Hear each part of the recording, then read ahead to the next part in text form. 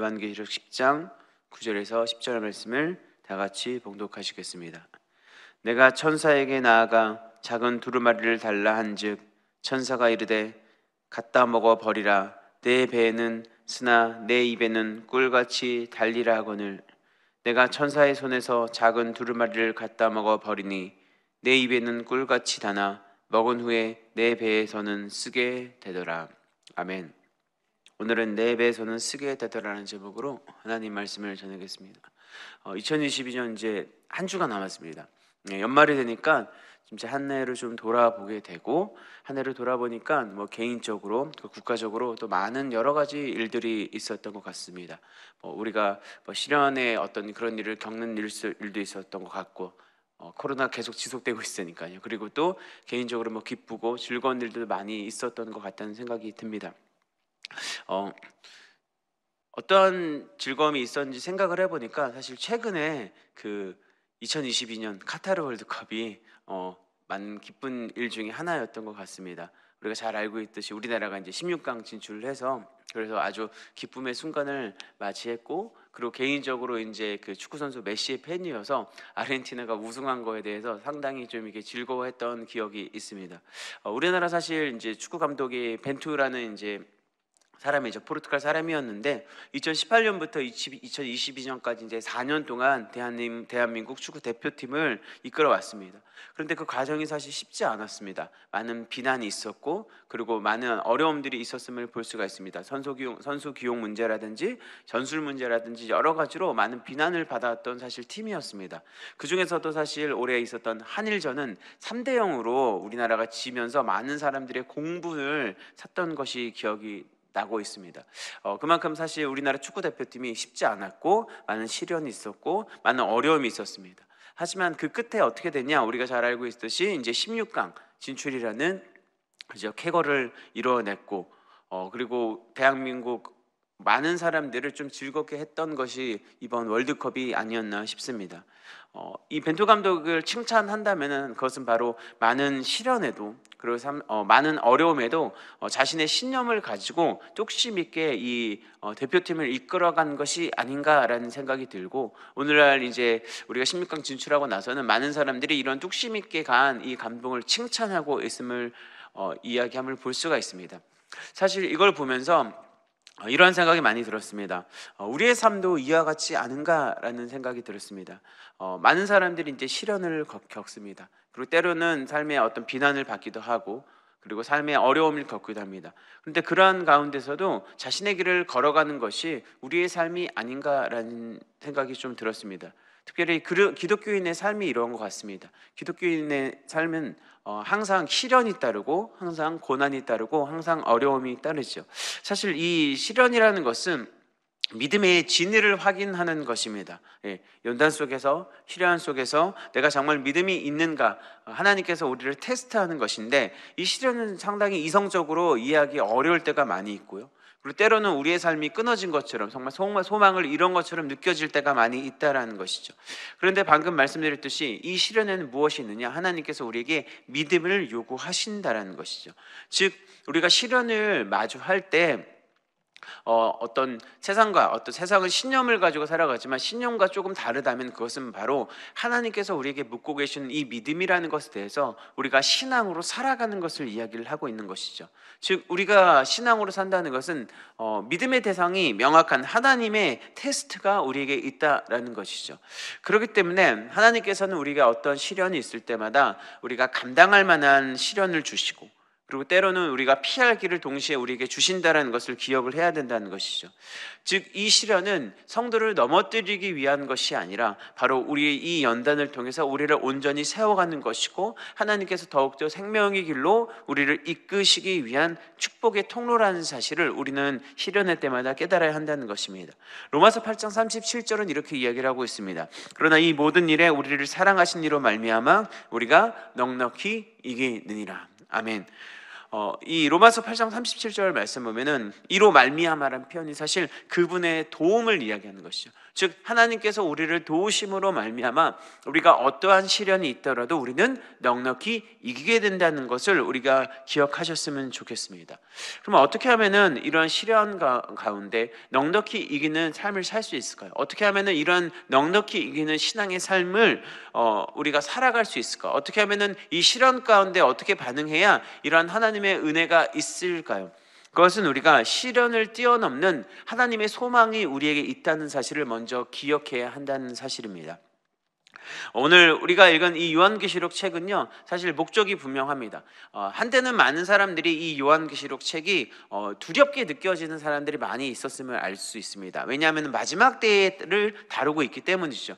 대부분 그래서 이 사실 요한계시록 설교를 보면은 앞에 그 소아시아 7교회 이야기들을 조금 하다가 뒤에 있는 사람들이 많이 읽지 않습니다. 그렇죠?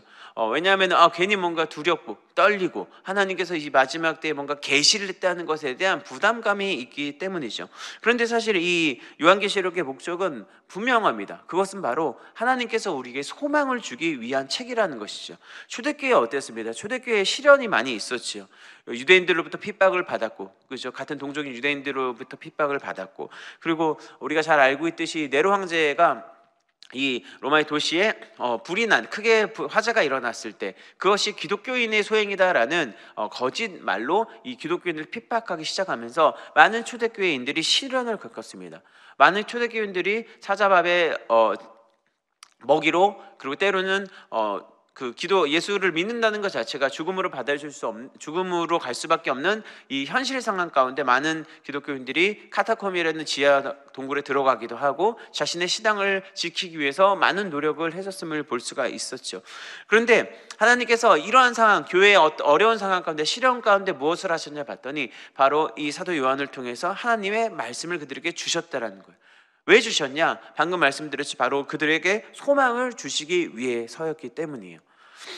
우리가 읽은 이 10장 말씀, 9장 말씀, 10장 11절 그 사이에 사실 이 교회의 안전과 고난에 대한 이야기들로 사실 가득 차 있습니다.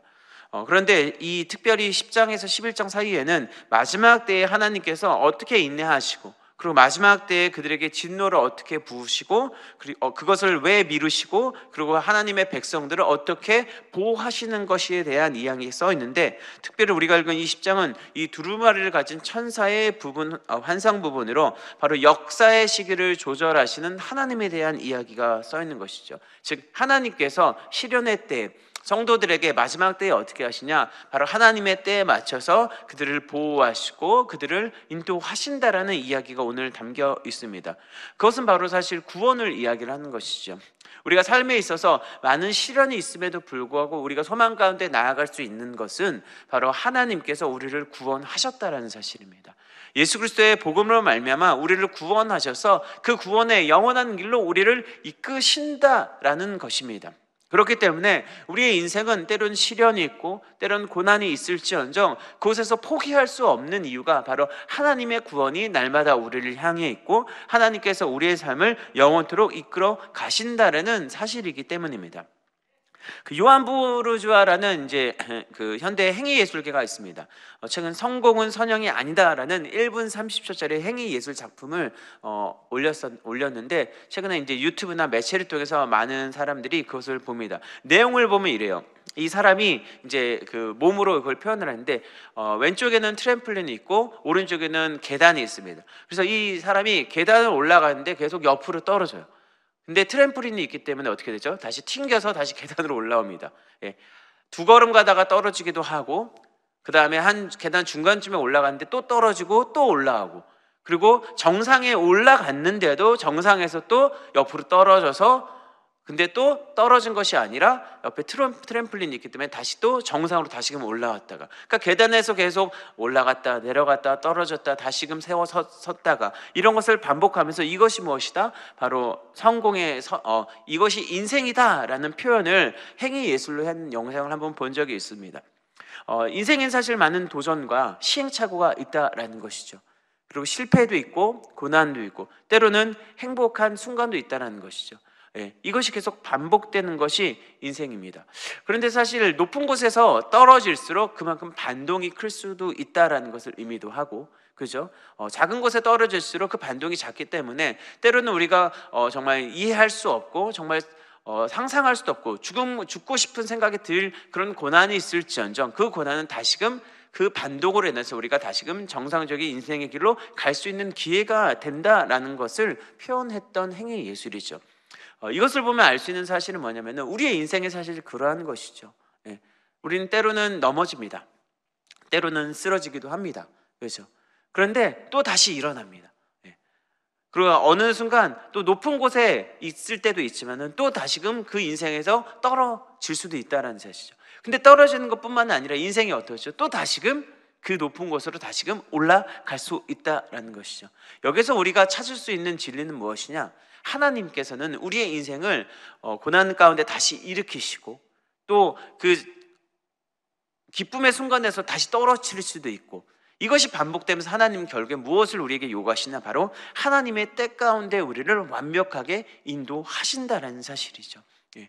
우리를 그 소망의 길로 이끌어가기 위해서 우리가 때는 고난에 있을지언정 우리를 다시금 일으키시고, 때론 그것이 높음이든 낮은 곳이든 어느 한순간 상관없이 하나님께서는 그 하나님의 때에 우리를 계속해서 완벽하게 우리를 이끌어 가신다는 사실입니다.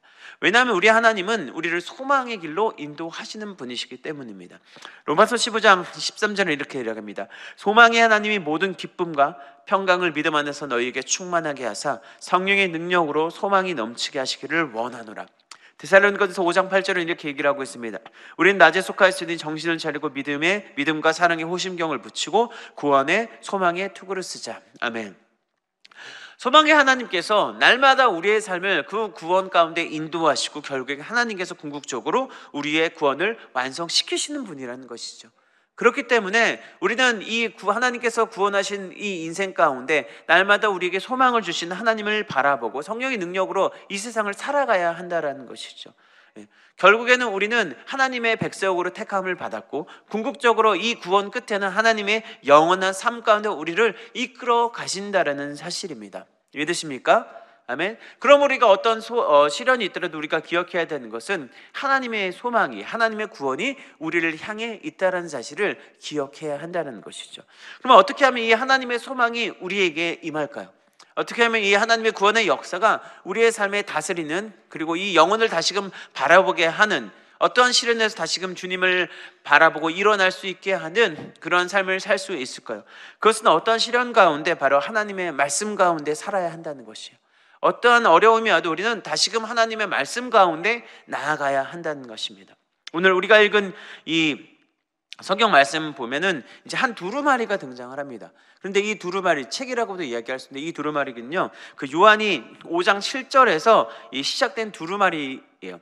근데 이 두루마리는 바로 하나님께서 그 백성을 향한 구원의 계획과 실행의 완성을 의미하고 있습니다.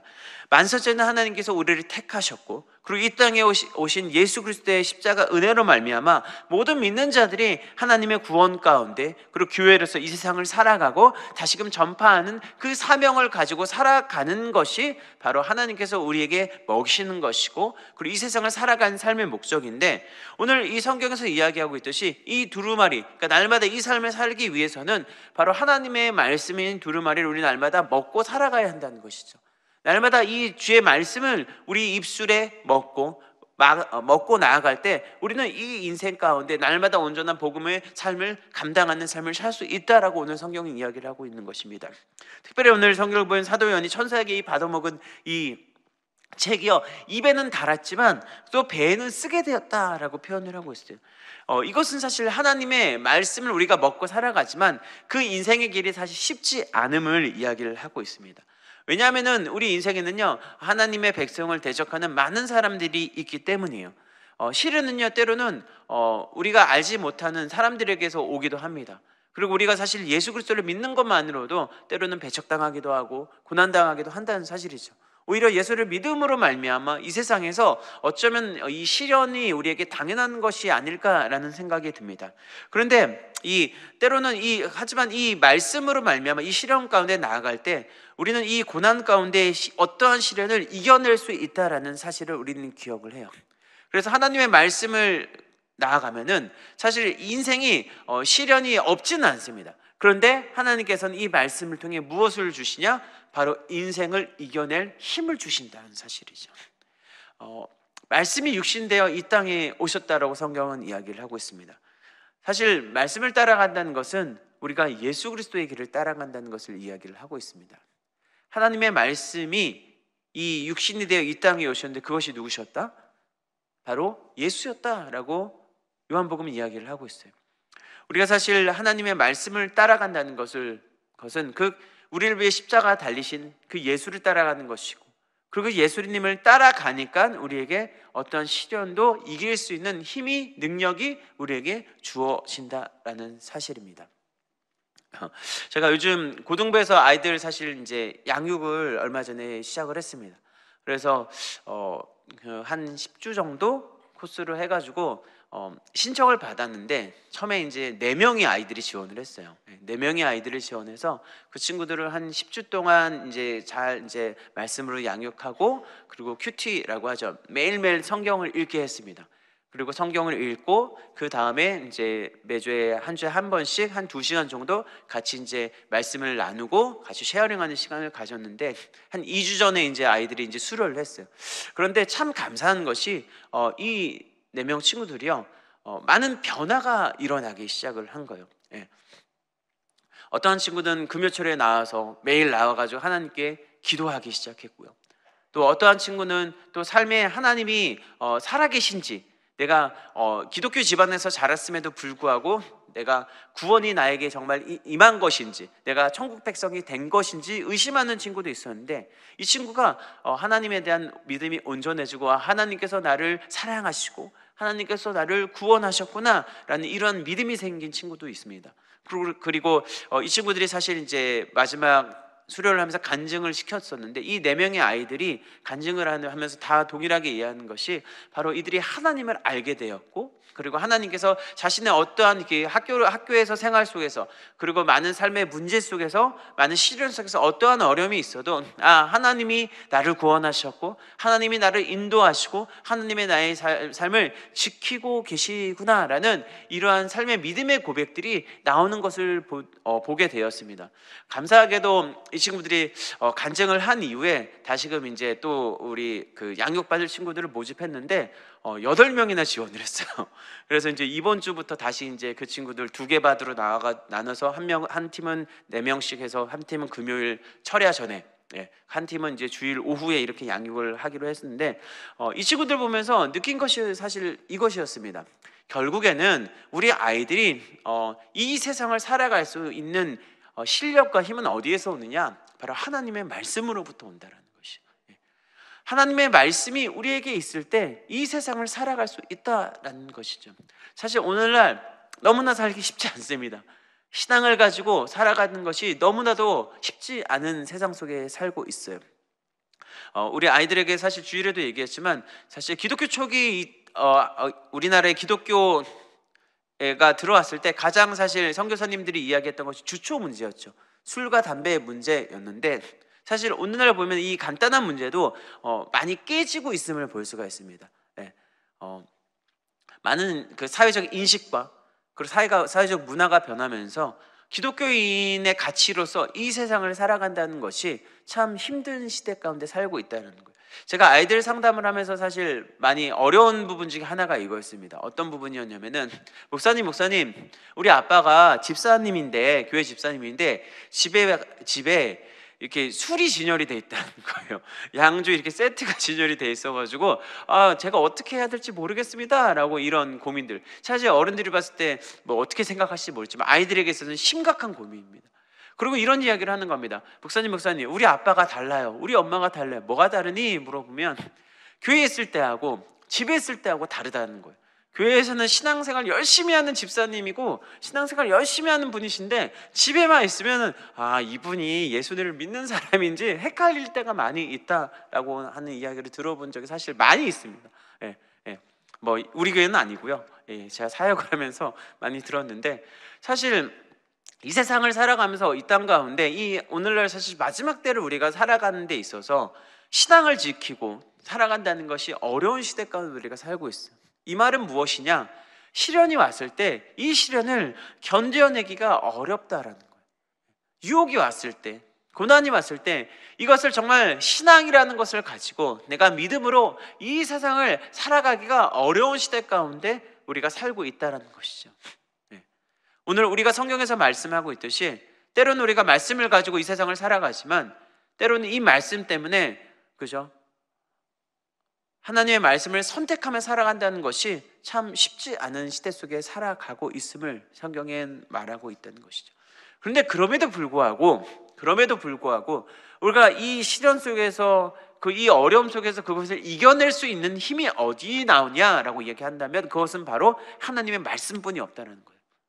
결국에는 우리가 이 세상을 이길 수 있는 힘은 바로 우리에게 말씀하시는 하나님의 말씀에 귀를 기울이고 우리의 삶을 오늘도 이끌어 가시는 이 하나님의 말씀을 듣고 그 말씀에 순종하며 나가는 자들이 바로 이 마지막 때에 날마다 넉넉히 이기며 살아가는 삶을 살게 된다라는 것이죠.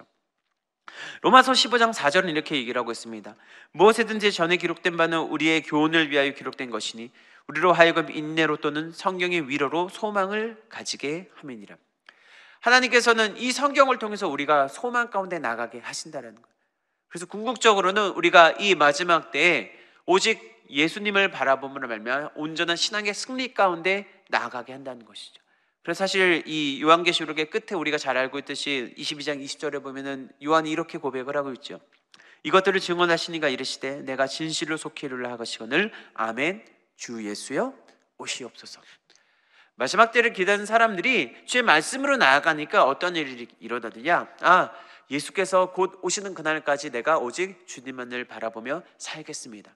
내가 어떤 시련이 있고 어떤 고난이 있고 삶의 어려움 속에서도 이 말씀을 가지고 세상 살아가면서 내가 오직 주님만을 바라보며 살겠습니다라는 이 믿음의 고백이 우리 삶 가운데 나타날 수 있다라는 사실입니다. 말씀을 맺겠습니다. 여러분 2022년 동안 잘 사셨나요? 아마 저는 모르지만 하나님만 아시고 여러분만 아는 삶에 많은 시련이 있었을지도 모릅니다. 삶에 어려움이 있었을지도 모르고 정말 신앙이라는 것을 무기로 삼아서 내가 이 시련을 극복해야지라는 많은 삶의 어려움이 있었을 때도 있을 거라 생각을 합니다. 그런데 이 시련 여러분 2020년에서 안 끝날 수 있습니다. 2023년도 계속 생길 수도 있어요. 왜? 그것이 우리 신앙의 인생이기 때문이에요. 하나님께서 우리에게 어느 하나님의 때에 테스트를 주시고 하나님의 때에 우리를 시련 가운데 몰아놓으셔서 때로는 우리를 믿음 가운데 다시금 나아가게 할 수도 있다라는 것이죠.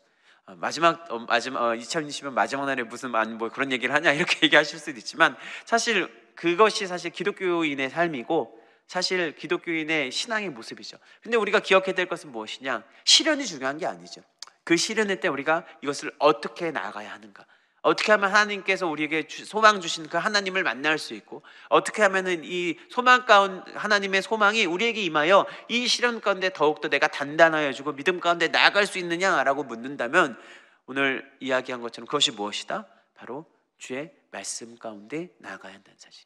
때로는 그것이 달게 느껴지고 때로는 그것이 배에서 쓰게 느껴질 때도 있을지언정 결국에 하나님께서는 우리를 소망 가운데 인도하실 것이고 궁극적으로 하나님께서 이 구원의 큰 여정 가운데 우리를 단단히 세우시고 결국엔 주의 은혜로 우리를 완성시켜 나아가실 것이기 때문입니다. 오늘 주의 말씀이 오늘 흥황한 삶을 살기 소망합니다.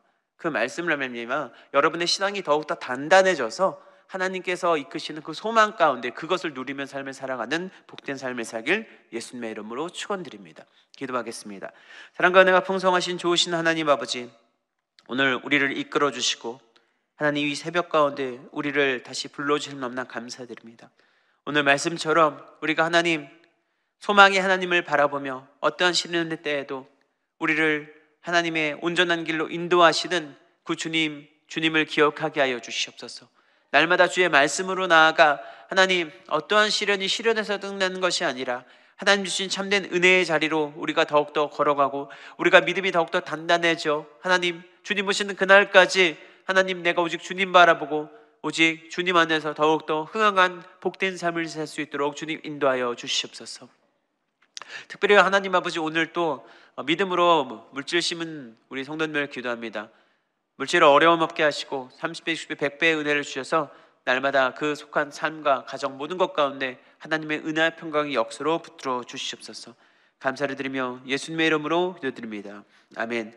하늘에 계신 우리 아버지여, 이름이 거룩히 여김을 받으시오며 나라가 임하시오며 뜻이 하늘에서 이루어진 것 같이 땅에서도 이루어지이다.